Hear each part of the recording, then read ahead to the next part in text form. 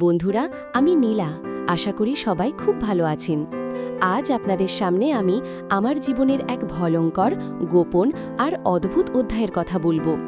এই গল্পটা এক ভয়ানক পরিস্থিতির শিকার হওয়ার গল্প, যেখানে আমাকে বাধ্য করা হয়েছিল এক নিষিদ্ধ সম্পর্কে জড়িয়ে পড়তে। এই সম্পর্কের কোনো সামাজিক মর্যাদা ছিল না, তবু সময়ের সাথে সাথে সেই ব্ল্যাকমেলের সম্পর্কটাও একটা অদ্ভুত গভীরতায় পৌঁছেছিল। আমার সেই গোপন কাহিনী আজ আপনাদের শোনাব। আমার এই ব্যক্তিগত, আবেগময় আর স্পর্শকাতর অভিজ্ঞতার গল্পটি শোনার আগে আপনাদের কাছে আমার একটাই অনুরোধ, আমাদের এই চ্যানেলটিকে অবশ্যই সাবস্ক্রাইব করে নিন। পাশে থাকা ঘন্টার মতো আইকনটিতেও টোকা দিন, যাতে এরকম আরও অনেক অজানা, গভীর অনুভূতির গল্প আপনার কাছে সবার আগে পৌঁছে যেতে পারে। এবার চলুন শুরু করা যাক সেই গল্প। আমি আর আমার স্বামী রাজীব একটা ছোট শহরে থাকি। রাজীব একজন সরকারি কর্মচারী। আমাদের জীবনটা খুব সাধারণ ছিল। আমাদের কোনো সন্তান নেই। রাজীব কাজের কারণে প্রায় বাইরে থাকত।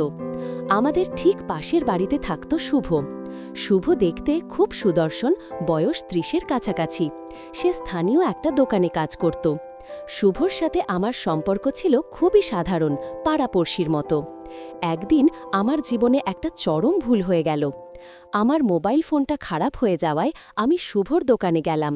শুভ আমার ফোন ঠিক করে দেওয়ার সময় কি মনে করে যেন আমার কিছু ব্যক্তিগত ছবি আর ভিডিও, যেগুলো আমি ভুল করে নিজের ফোন থেকে ডিলিট করতে ভুলে গেছিলাম, সেগুলো তার নিজের ফোনে নিয়ে নিল। ছবিগুলো খুব ব্যক্তিগত ছিল, যা হয়তো সমাজের সামনে এলে আমার পারিবারিক জীবন নষ্ট করে দিত।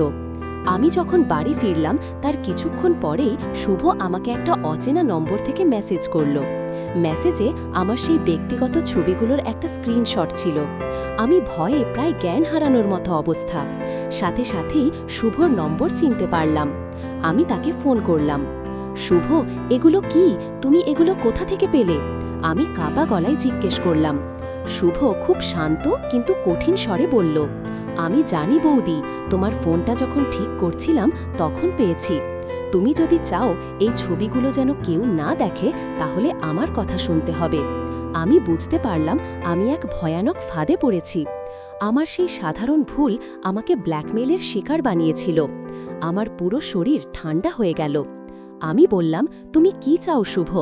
শুভ সরাসরি উত্তর দিল না। সে বলল, আমি তোমার সাথে দেখা করতে চাই, কাল রাতে। রাজীবদা তো থাকবে না, আমি জানি। সেই রাতে আমি ঘুমাতে পারলাম না। আমার মনটা ঘৃণায় ভরে গেল।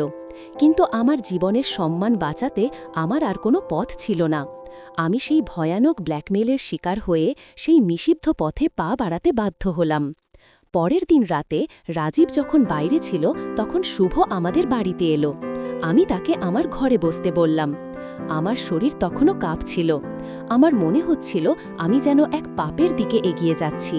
শুভ ঘরে ঢুকেই দরজাটা বন্ধ করে দিল। সে আমার দিকে এক গভীর দৃষ্টিতে তাকালো। তার চোখে তখন কোনো দুষ্টুমি ছিল না, ছিল এক শীতল অধিকার বোধ। আমি বললাম, তুমি আমার সাথে কেন এমন করছো শুভ? তোমার যা দরকার বলো।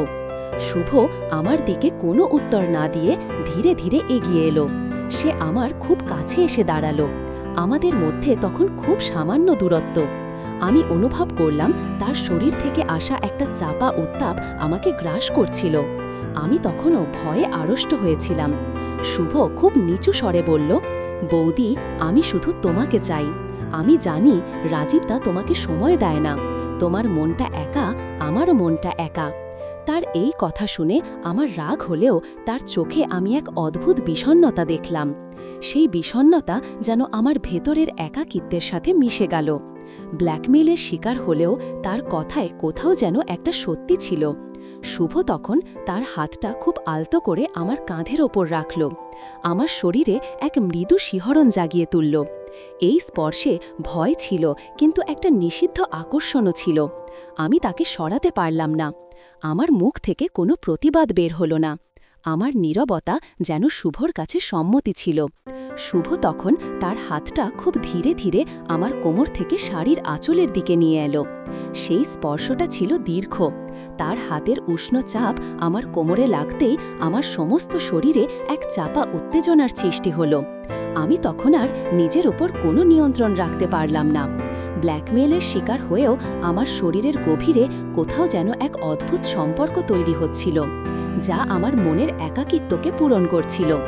ব্ল্যাকমেইলের ভয়ে শুরু হওয়া এই সম্পর্কটা সময়ের সাথে সাথে একটা অদ্ভুত গভীরতায় পৌঁছে গেল।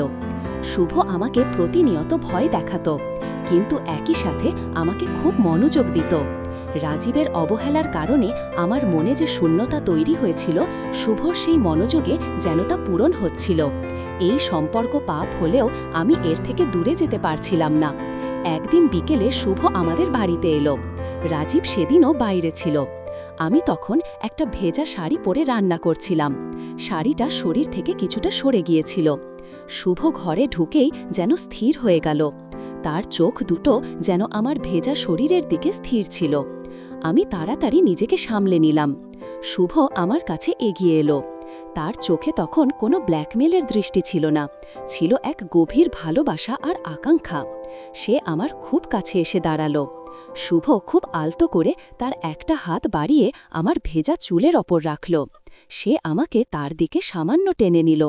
সেই মুহূর্তে আমাদের শরীরের দূরত্ব প্রায় ছিলই না। শুভ ফিসফিস করে বলল, নীলা, আমি জানি তুমি আমাকে ঘৃণা করো, কিন্তু আমি তোমাকে ছাড়া থাকতে পারি না। তোমার ছবিগুলো আমার কাছে এখন আর ব্ল্যাকমেল করার জন্য নেই, আছে শুধু তোমাকে কাছে পাওয়ার জন্য। তার এই কথাগুলো শুনে আমার চোখ জলে ভরে গেল। আমি অনুভব করলাম এই সম্পর্কটা শুধুই ব্ল্যাকমেল নয়, এর সাথে কোথাও যেন এক অদ্ভুত আবেগও মিশে গেছে। আমি তখন নিজেকে তার কাছে সম্পূর্ণরূপে সমর্পণ করলাম। তার ঘন শরীরের উষ্ণতা আমার সমস্ত চেতনাকে আচ্ছন্ন করে ফেলল। আমি আমার জীবনের সেই চরম সত্য মেনে নিলাম। ব্ল্যাকমেলের শিকার হয়েও আমি এক নিষিদ্ধ অদ্ভুত সম্পর্কের গভীর টানে বাঁধা পড়েছি।